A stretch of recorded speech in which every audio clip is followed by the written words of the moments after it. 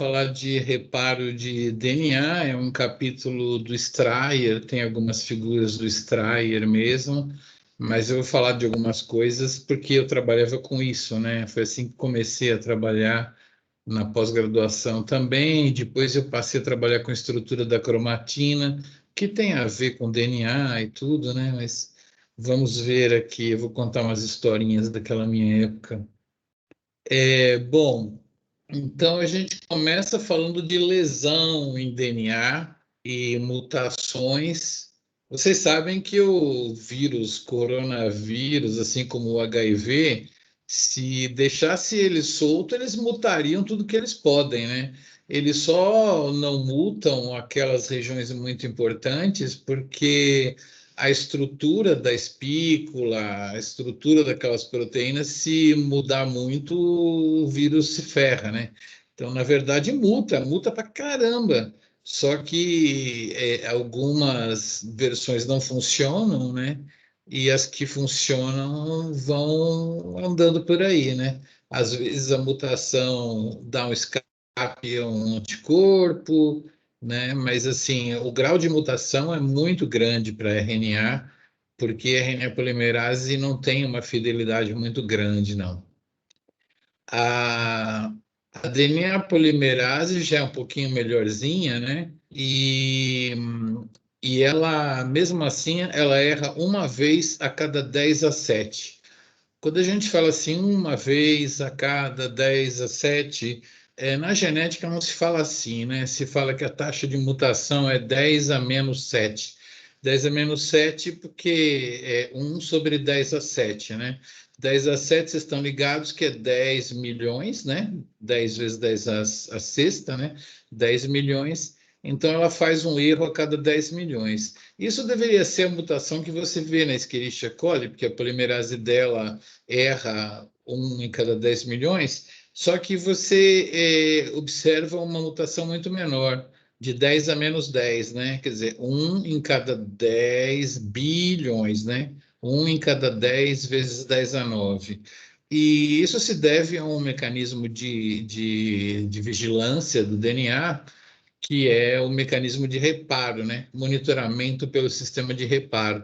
Então, quando a gente fala de lesão em DNA, a gente tem que falar de uma mutação normal da polimerase, um erro que ela deixa escapar, e isso existe, né? Tanto na Escherichia coli, com esses números, quanto na gente também, né? Então, nos nossos gametas, quando a gente está multiplicando as células para formá-los, eles também podem ter mutações nas células germinativas só pela simples é, dificuldade que é um sistema biológico fabricar DNA sem erros, né? Então tem uma frequenciazinha de mutações ali. Agora tem uma outra coisa muito importante no sistema vivo, né? A mitocôndria, ela produz agentes que podem lesar o nosso DNA, né? Então, quando a galerinha vai tomar sol, assim, na piscina, às vezes passa um negócio no corpo chamado Blondor, né? Aquele negócio lá tem espécies ativas de oxigênio, né? Tem a mesma coisa que eu vou falar aqui, né? Capaz de lesar seu DNA. Além da luz ultravioleta da piscina, que eu vou falar depois também. Então, quando a mitocôndria ela reduz o oxigênio e a água, reduzir significa em química você tacar elétrons numa substância e ela ganhar esses elétrons, né? Então, quando a mitocôndria transforma o oxigênio em água na cadeia de transporte de elétrons, ela ela entrega 4 elétrons de um único passo, né? Você pode chamar todos os deuses da química, você não vai encontrar uma reação de redução quadrieletrônica. Isso só acontece na biologia. Acontece na biologia porque o oxigênio ele fica coordenado, preso entre um átomo de cobre e um átomo de ferro, lá no citocromo C, né? E é lá que ele vai receber os elétrons para interagir com os prótons e formar água. Ele não escapa daquela grade eletrônica de ferro e cobre ali, antes que ele vire água, mas não em todas as vezes. Em 5% das vezes que ele está se transformando de oxigênio em água, eles dão uma chacoalhada, ele escapa ali antes de virar água, né? E isso aí gera as espécies ativas de oxigênio. Eu não sei se tem alguém que fala espécie reativa de oxigênio. Eu acho que em português o pessoal traduziu com ativa, mas em inglês reactive oxygen species, né? As ROS, né? Então, as espécies ativas de oxigênio, elas englobam o superóxido, né? Que muitos colegas meus falam que não faz nada, mas ele faz umas coisas desregulando alguns mecanismos de prostaglandinas nas membranas, né? Mas a coisa mais grave que ele faz é ele desmutar espontaneamente em peróxido de hidrogênio. E aqui vai um alerta para vocês, pelo amor de Deus, né? Eu estudava bioquímica no Instituto de Química da USP, né? Não no ICB da USP, nem no Instituto de Biociências da USP. E eu não podia falar água oxigenada, né? Pelo amor de Deus. Água oxigenada, você pega uma água, põe um canudinho, borbulha oxigênio nela, isso aí é água oxigenada. H2O2, o nome correto é peróxido de hidrogênio, tá? H2O2, não tem nada de água oxigenada, não. Embora eu tenha uns colegas professores que falam água oxigenada, mas não pode, é peróxido de hidrogênio, tá bom? Então, o problema do peróxido de hidrogênio é que, junto ao DNA, existe uma quantidade de ferro no estado de oxidação 2, a gente chama ferro 2. A maioria das vezes, no citoplasma, ele está oxidado para ferro 3, mas perto da cromatina existe uma quantidade de ferro 2 ali, e quando esse cara se encontra com peróxido de hidrogênio, com H2O2, ele faz uma reação famosa na química, muito famosa na química, não é pouco famosa na química, chamada reação de Fenton. A reação de Fenton, ela gera uma coisa que é o radical hidroxila. É um OH que não tem o menosinho, sabe? Não é OH menos, não é uma hidroxila.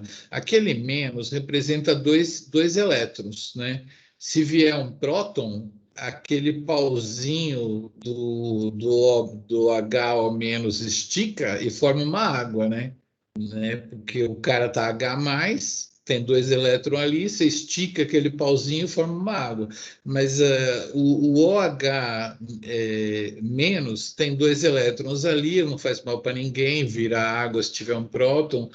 É, mas o problema é quando ele tem um elétron só desses dois. É O, H, e do lado do O tem um pontinho, um elétron só.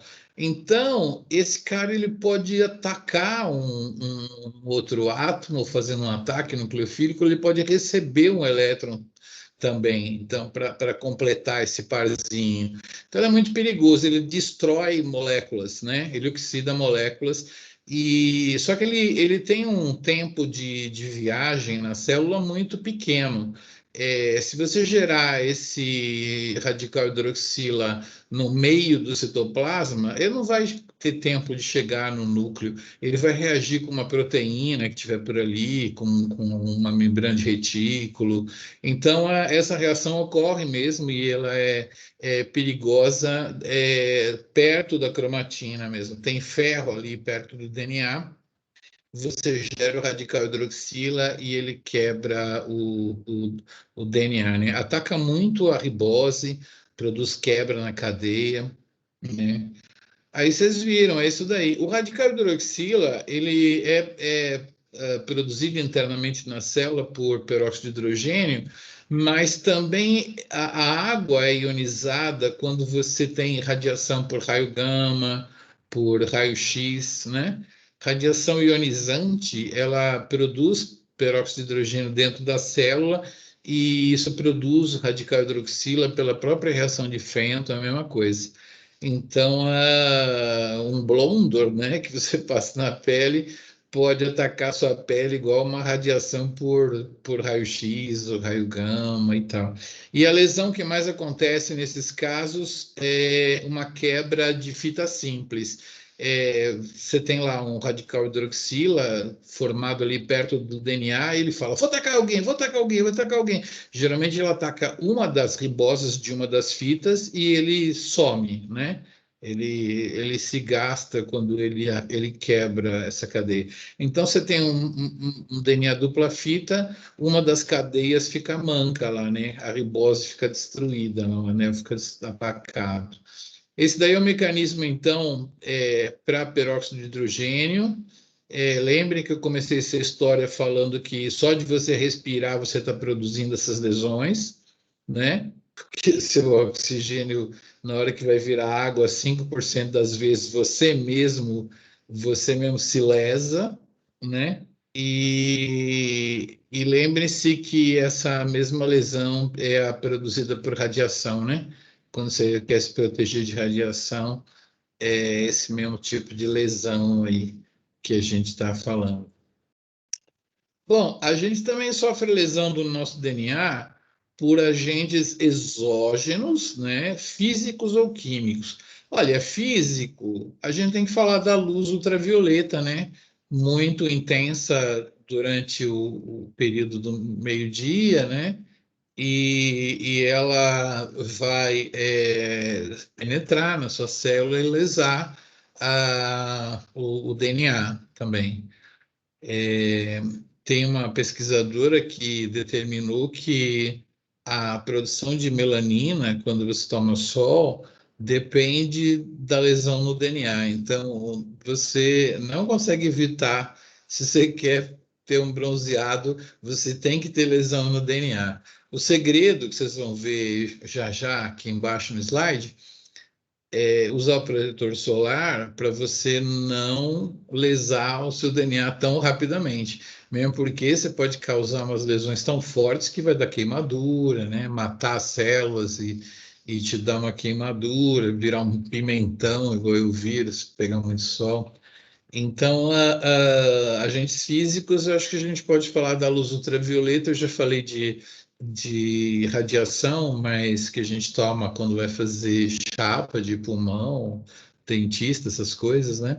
É, também é físico, mas eu já falei lá em cima que o jeito de atuar é o radical hidroxila. No caso da luz ultravioleta, a gente vai ver como é que ela age. E agentes químicos tem bastante, né? Deixa eu ver se eu lembro aqui. Um purê de espinafre, por exemplo, no dia seguinte, né?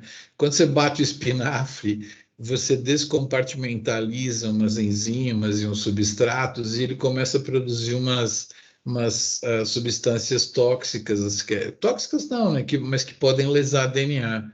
Então, geralmente um soufflé de espinafre é bom comer ele bem fresquinho.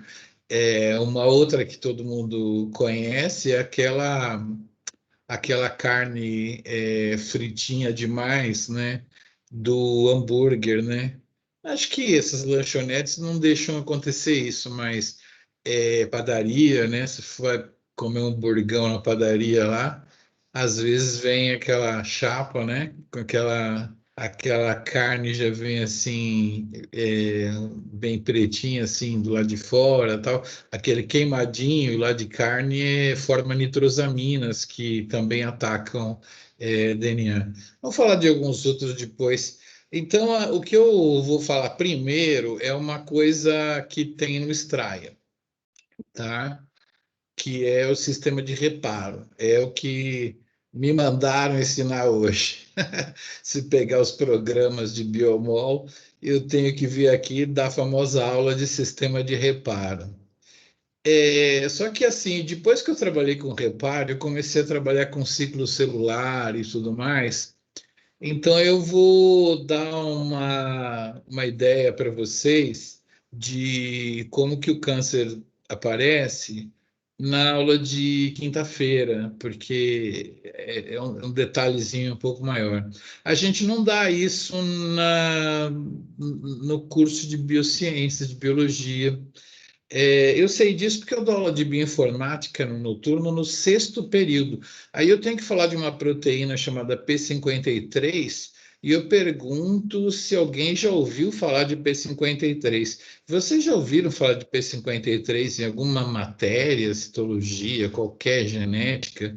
Alguém já ouviu falar de uma proteína chamada P53? Ela é famosérrima. Se você já ouviu alguém falar, você deve lembrar, mas pode acontecer de que ninguém falou. Alguém aí já ouviu falar de uma tal de P53? Cri, cri, cri. Ligado com câncer, não? Eu nunca ouvi, não, professor. Também não. Professor, Também não, né? ouvi, E oi, ouvi até que ouvir, você ouviu? porque o professor de bioquímica, eu acho que ele trabalha com o P53 no laboratório dele. E teve uma aula que ele falou muito disso, só que eu não lembro direito. Ah, beleza. O professor de bioquímica chegou e falou, bacana. Qual deles foi o Foi o vocês Hélio. estiveram com Hélio, bacana. Ele trabalha com estrutural, né? Não exatamente com ciclo celular, assim. Tem muita gente que trabalha com isso, trabalha com câncer. Eu vou dar essa aula, então. No meu curso de biomol tem. Na verdade, assim, às vezes a gente dá essa disciplina do bacharelado e fala de todas as regulações e desregulações do câncer, mas dá para dar uma palhinha para vocês. Vai aparecer um monte de proteína tudo de uma vez, né? Não é comum numa aula de biomol aparecer umas 30 proteínas numa tela. Mas é para mostrar para vocês como que o câncer aparece. Porque senão eu ia ficar só com essa frase aqui embaixo, aqui, ó. Que é assim, o sistema de reparo é o que eu vou mostrar para vocês. Todavia, a célula tem um sistema de checkpoint. O sistema de checkpoint, será que algum de vocês ainda tem acesso a uma máquina de lavar antiga, que tem um botão assim em cima, que regula a máquina, o botão vai girando assim, como se fosse um relógio, não é? E passa pelas fases de uma máquina de lavar. Vamos lá, só os meninos. Quais são as fases de uma máquina de lavar roupa? São 4 fases. O que uma Molho, máquina de lavar roupa faz? Molho, acertou. molho, Segundo, enxágue, opa, lavagem, enxágue, lavagem e enxágue. Muito bem, só falta um. centrifugação. Muito bem. Olha que é difícil os homens acertarem isso daí, viu? Muito bem. O mecanismo de checkpoint, aconteceu um problema na minha máquina de lavar. Você sabe que ela só pode centrifugar depois que, na hora que ela faz o enxágue, ela esvaziou a máquina toda, né? Tem um sistema que confere que a última água saiu, aí ela centrifuga. A minha máquina começava a centrifugar com água dentro, entendeu? Ela teve um problema na checagem, né? Então, quando você faz isso com uma célula, no ciclo celular, que você começa uma coisa sem ter terminado a outra com garantias, isso dá problema, isso pode levar a câncer. Mas o mecanismo de checkpoint, ele não é o sistema de reparo, não é.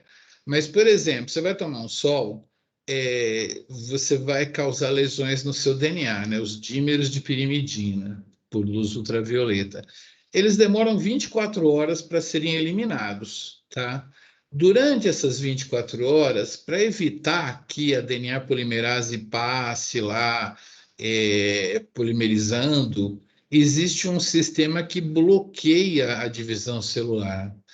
E, por exemplo, se você toma uma radiação com raio-x, demora 4 horas para essas lesões de quebra em fita simples que eu estou mostrando ali sumirem. Durante essas 4 horas, um mecanismo bloqueia a mitose e também a replicação do DNA porque são dois eventos onde você pode se danar, né? Você vai replicar um DNA com quebra, a DNA polimerase chega naquela fita, gera uma quebra dupla. E a quebra dupla pode ligar num outro cromossomo e vai dar problema na mitose. A própria mitose com quebras, né, não pode acontecer. Então, o mecanismo de checkpoint é que nem a minha máquina, né? Que nem a máquina de vocês, não a minha estragada.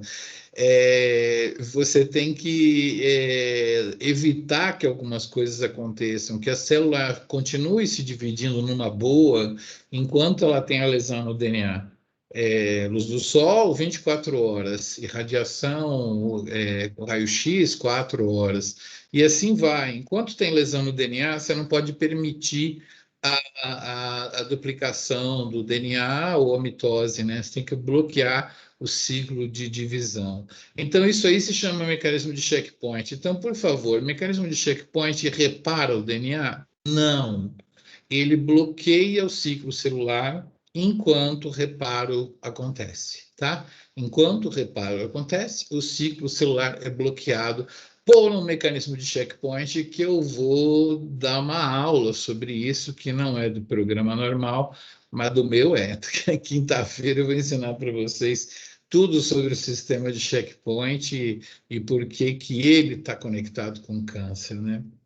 Então, assim, eu só vou falar hoje, né? Se eu não fosse dar aquela aula, eu ia falar que o erro do checkpoint ele é a principal causa de câncer. É a principal causa de câncer. As mutações em si, elas não conseguem gerar um câncer em você no período de vida que nós levamos. Tem um matemático estimou que se você fosse ter um câncer só por troca de base, você teria que ter tantas trocas que levaria 400 anos para você ter um câncer. Então, não dá tempo de ter um câncer só por troca de base. Então, o erro de checkpoint ele causa alterações cromossomais. Todo câncer, quando você faz o cariótipo, vocês não fazem cariótipo não, né? Vocês estudam cariótipo na genética e olhe lá, né? Vocês têm ideia de cariótipo, banda do cromossomo? Genética ainda ensina isso? Ensina mais ou menos, tipo, mais Né? superficial.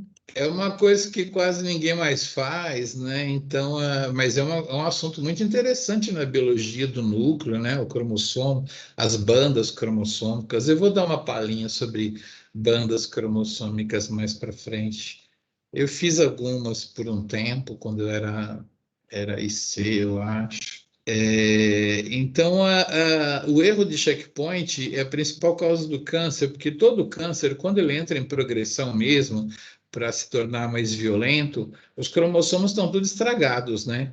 Eles estão todos recombinados, a gente chama isso de instabilidade genômica. A célula entra, o termo é esse mesmo, instabilidade genômica, mas na verdade podemos traduzir por rearranjos cromossômicos. Os rearranjos cromossômicos é que trazem o fenótipo do tumor, tá? As mutaçõezinhas, 4 mutações cruciais, demora mais que uma vida. Calculou uma vez um matemático chamado Keynes. Então, esse aqui foi um painel já dei a aula toda. Agora eu vou desfilar alguns slides aqui do Strayer com vocês, para a gente ver como é que eles funcionam, né? Ele mostra umas curiosidades interessantes, porque você sabia que a base A pode parear com C? Aguinaldo Costa, né? Aguinaldo Costa, olha só, é um tautômero raro de adenina, que isso aqui é uma adenina, 2 anéis, grupo amino para cima, é uma adenina, vocês estudaram isso comigo.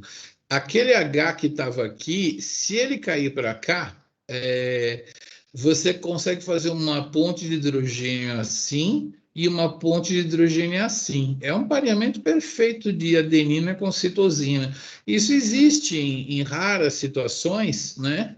E essa adenina na fita filha vai dar uma citosina. Então, depois, quando esse cara replicar, vai dar uma guanina aqui no lugar, né? Então, é uma transição que a gente chama quando uma base grande dá uma base grande, tá? É isso daí. Então, isso causa uma transição de AT para CG no final. É uma curiosidade, né? Isso ocorre em baixa frequência. Outra coisa que ocorre em baixa frequência é uma mudança química de A para a base precursora dela. Eu sei, na bioquímica, ninguém tem paciência de estressar que a base A veio de uma base chamada H, hipoxantina, tá?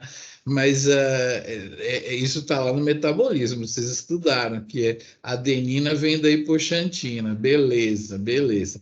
Então, assim, a hipoxantina dá adenina e dá guanina, é o precursor das duas. Então, pode acontecer com o ácido nitroso que a adenina ela vira uma hipoxantina.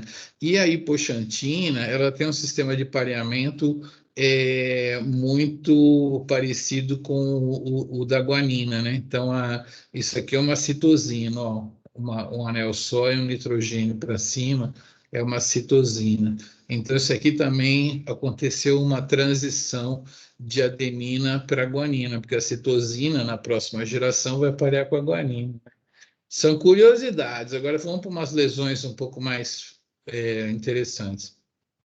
A acridina, né, que são esses anéis assim, elas, sei lá, se a gente for o lugar mais exposto que você pode estar para uma acridina é no ICB, porque muito laboratório ainda usa brometo de etídio. O brometo, beleza, né? Aqui em BH eles não colocam bromato no pão, mas em São Paulo, aquele pãozinho bacana, aquilo é bromato. Então isso não tem problema. O problema é o etídio. O etídio é um monte de anéis assim, e ele intercala na hélice do DNA, e aí, quando a polimerase vai passar, ela acaba colocando uma base a mais por causa do afastamento, né? Como se fosse ele se sanduícha dentro do DNA, e quando a DNA polimerase vai replicar, ela se atrapalha e ela coloca uma base, tem aquele etídeo ali no meio, ela coloca uma base, depois tem a outra base, acaba aumentando sempre uma base por conta desses caras aí. Então, quando a gente for estudar proteína, a gente vai falar mudança de fase de leitura, que é o erro principal que acontece quando você insere uma base no DNA. Para onde eu vou aqui? Vou para a aflatoxina? Vou para a aflatoxina também, porque primeiro a gente fala das curiosidades. Galera, vocês já viram amendoim, aqueles conezinhos de amendoim, quando o cara não vende muito, o amendoim fica meio esbranquiçado? Vocês já viram por aí? Um amendoim meio velho, esbranquiçado, assim, do lado de fora, aqueles amendoizinhos? Não sei se vocês já viram, porque a galera que vende amendoim vende eles direto, né? Ou então come eles. Eu acho que é meio difícil vocês verem amendoins. Eu acho que já vi, porque meu avô fazia muito pé de moleque. Aí, às vezes, vinha. De vez em quando tinha os amendoins esbranquiçados, uma camadinha. Aquela camadinha é um fungo característico do amendoim e que ele produz esse composto aqui, ó. Coitadinho do fungo, ele produz uma aflatoxina B1, que é essa molécula aqui, assim. É uma molécula tão linda e ela não faz mal para ninguém. Não faz mesmo. Só que aí você come aquele amendoim contendo um pouco de aflatoxina, ele entra dentro da sua célula e olha, coitado desse composto. Quando ele chega próximo do núcleo da célula, tem um citocromo, é igual o citocromo da mitocôndria, só que a função dele não é passar elétrons para o oxigênio, é ficar dando tiro de elétron nas substâncias que passam por ali, tá? Então, ele pega a aflatoxina B1, o citocromo P450, e ele altera a aflatoxina B1, né? Produzindo esse composto aqui, tá vendo que ele fez uma alteração aqui. E esse composto consegue formar uma ligação com o DNA. O nome técnico disso é adulto com o DNA, né? Então, esse composto que é causa lesão no nosso DNA, ele não é produzido pelo pobre do fungo, não. É a gente que ativa ele quando ele passa pelo citocromo P450. É uma curiosidade, né? E agora vamos falar da lesão, talvez muito importante, que é o dímero de pirimidina. Eu não me lembro mais se o Strayer insiste em dímero de timina. Alguns professores de vocês vão falar dímero de timina, uma timina dimerizada com a timina seguinte no DNA.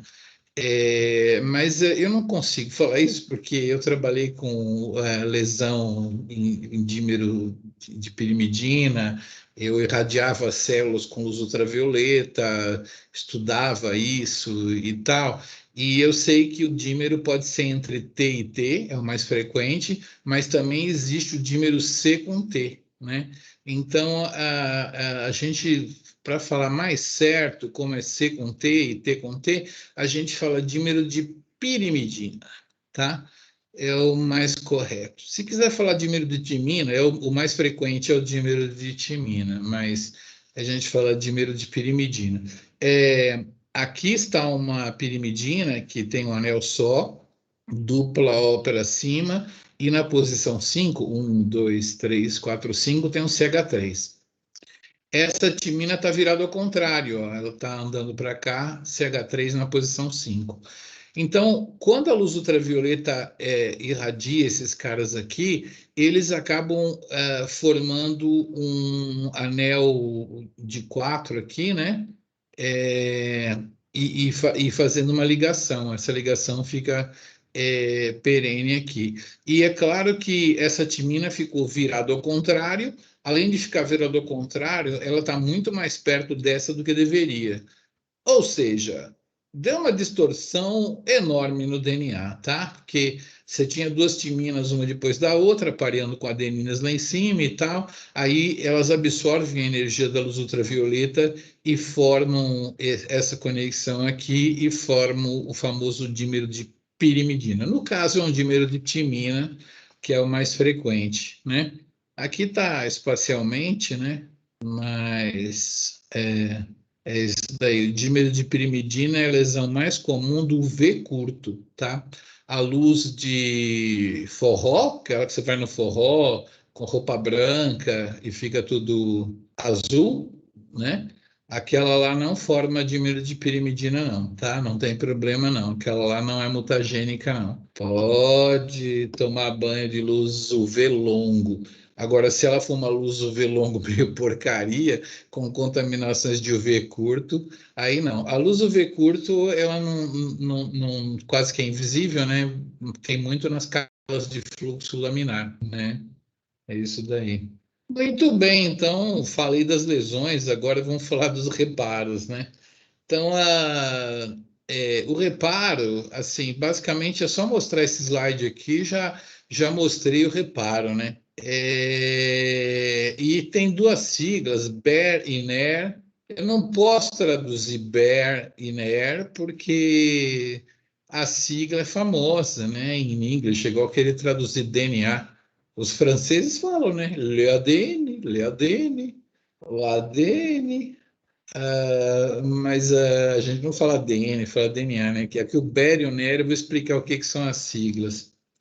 Esse desenho não é muito bom, não. Eu vou explicar primeiro o Base Excision Repair, tá? Reparo e excisão de base.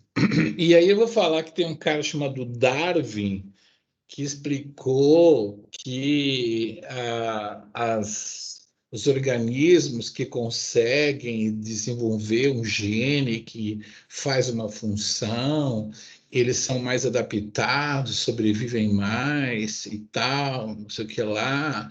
Então, assim, esse Basic Excision Repair é uma evolução conectada com a lesão mesmo, assim, é uma proteína que vai olhar para aquela lesão intimamente e falar assim: eu conheço você, você não deveria estar aqui, eu vou te cortar, tá? Então eu reparo a excisão da base.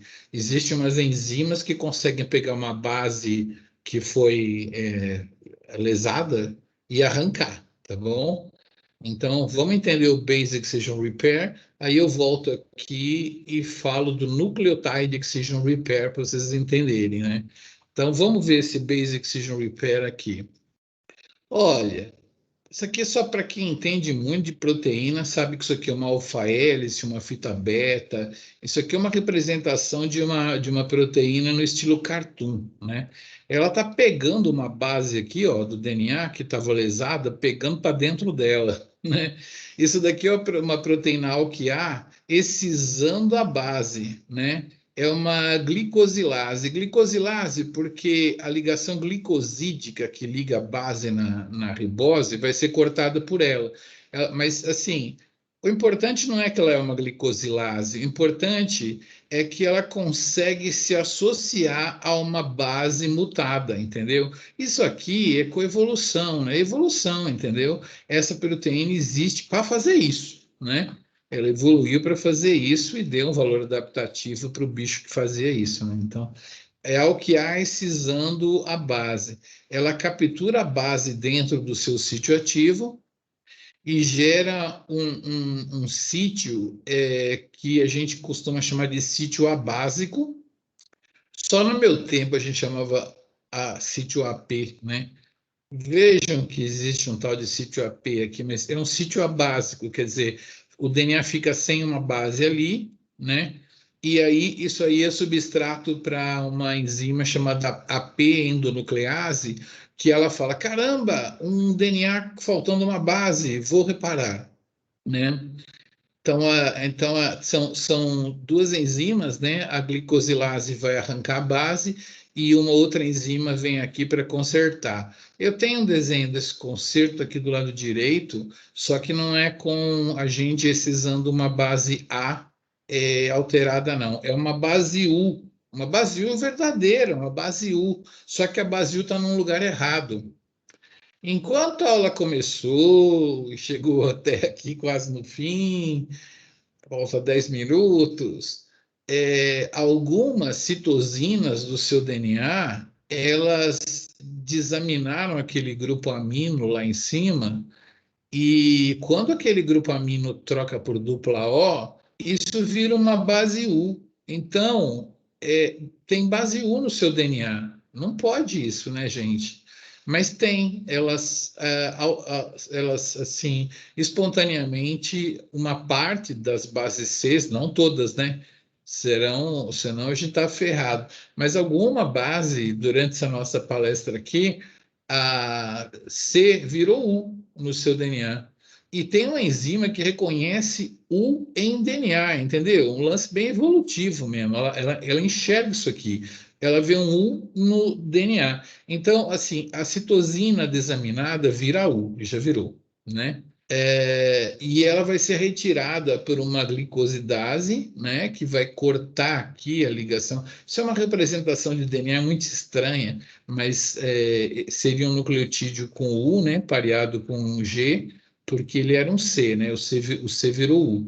Então, a uracil-DNA glicosidase, ela vem aqui, ela corta aqui, criando o sítio abásico, né, e a outra enzima chamada pendonuclease, ela vai cortar entre o fosfato desse nucleotídeo aqui e a hidroxila OH do próximo. Então, ela corta aqui, tá? Beleza, cortou aqui. Depois que ela cortou, tem uma mentirinha nesse livro. Uma DNA polimerase vem aqui e ela polimeriza para cá, ao mesmo tempo que ela come quem está na frente. Ela é Pac-Man para quem está na frente e polimerizando quem está atrás.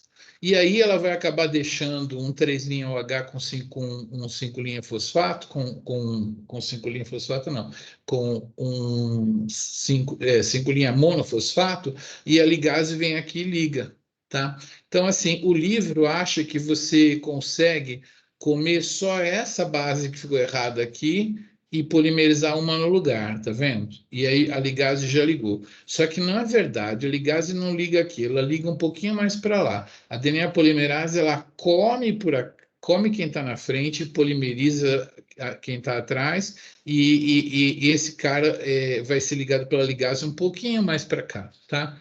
Mas às vezes está faltando tinta lá para ele desenhar, então ele colocou a DNA polimerase preenchendo aqui, tá? Então nós usamos 3 enzimas aqui, uma glicosidase, uma pentonuclease que vai cortar aqui, e uma DNA polimerase e uma ligase. Eu falei 3 são 4. 4 enzimas para fazer o reparo, excisão de base. In English, Basic Excision Repair, sigla BER. Beleza, muito bem. Agora eu tenho que explicar uma coisa. Vamos supor que você foi para Marte e lá em Marte tinha um composto que lesou seu DNA. Como que a evolução humana vai fazer um Basic Excision Repair de um composto de Marte, entendeu? Não tem jeito.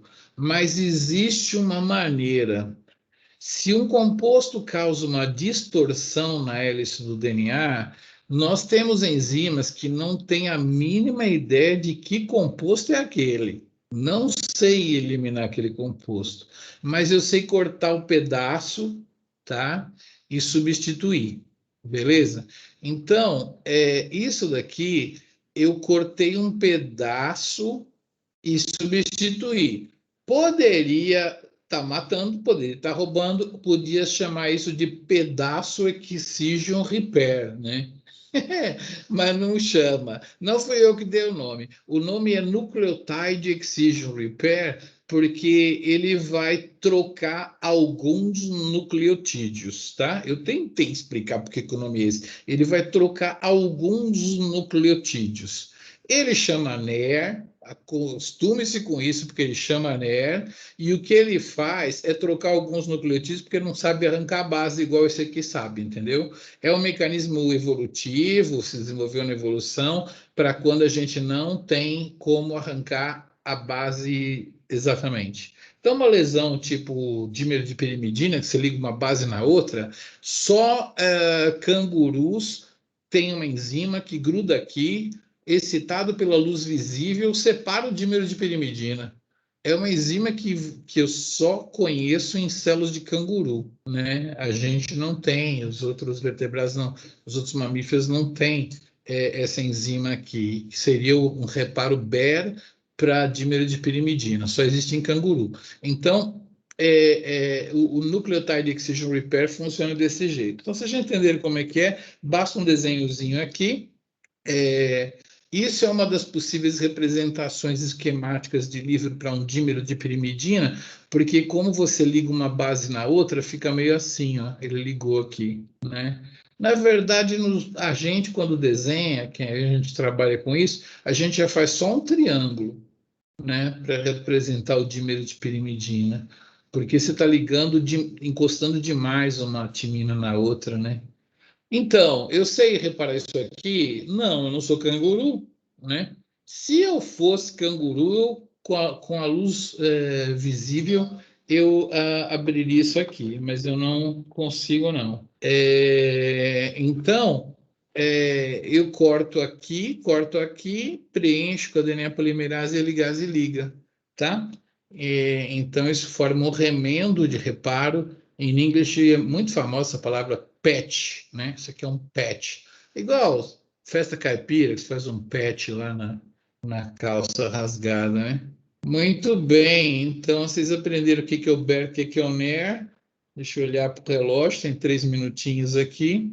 Acho que dá para eu falar pelo menos desse sistema de reparo, que é muito interessante. Esse aqui atua junto com a replicação do DNA. Não vou falar do lado direito, não, vou falar só do lado esquerdo. Que é o reparo de mismatch. Mismatch, casou errado, entendeu? Você fez o casamento, tem que separar. É um match, um pareamento errado, mismatch.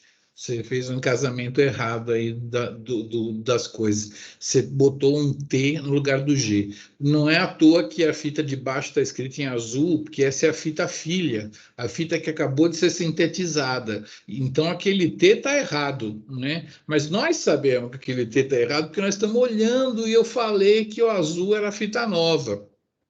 Como que a célula sabe, danadinha? Olha, depois que a DNA polimerase passa, tá? Tem um intervalo aí de depende se é bactéria ou eucarioto, vamos dizer, em eucarioto dá aí umas meia hora, uns 15 minutos, você tem um tempo aonde o padrão de metilação ainda não foi perpetuado para fita filha.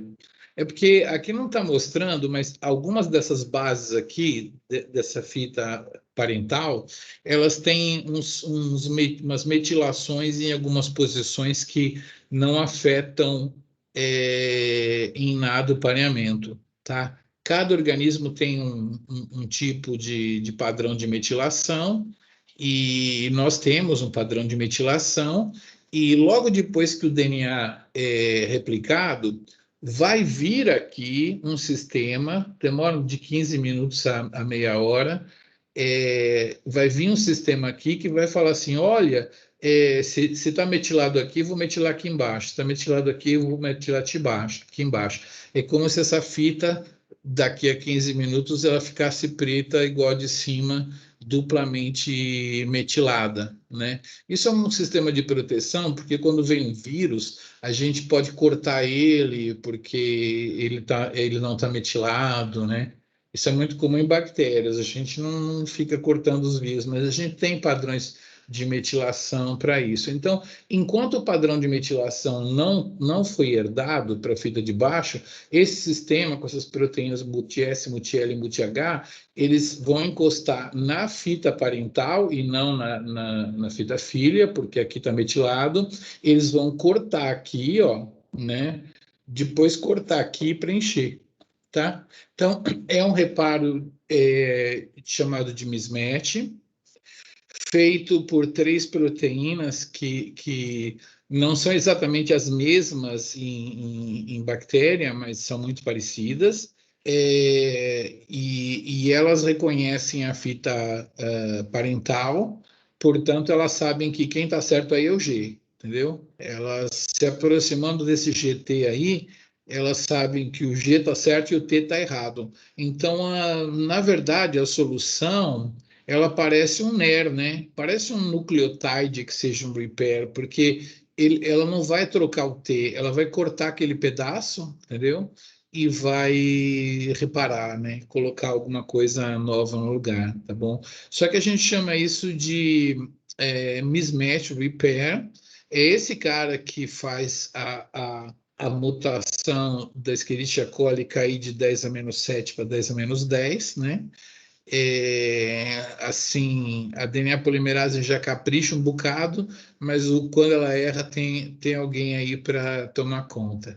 Lembrem-se que o reparo de mismatch tem que chegar cedo, porque se ele se atrasar, o sistema que perpetua o padrão de metilação faz as duas fitas ficarem pretas, e aí ele não consegue saber em qual das duas ele se liga. Ele provavelmente liga em qualquer uma e acaba fazendo 50% de chance de acertar, 50% de chance de errar, né? Então, basicamente, isso é bem coordenado, né? Logo depois que ocorre a replicação, o sistema de mismatch já consegue verificar e corrigir os erros, tá bom? Então, eu vou aproveitar essa parte da direita para conectar o resto do assunto na próxima aula, e aí nós vamos fazer de testes de mutagênese, de transformação, vamos falar dessas coisas. Então, nós ficamos aqui com as lesões, o BER, o NER e o mismatch repair. Dá para fazer um rap com essa aula de hoje. Deixa eu parar minha gravação aqui.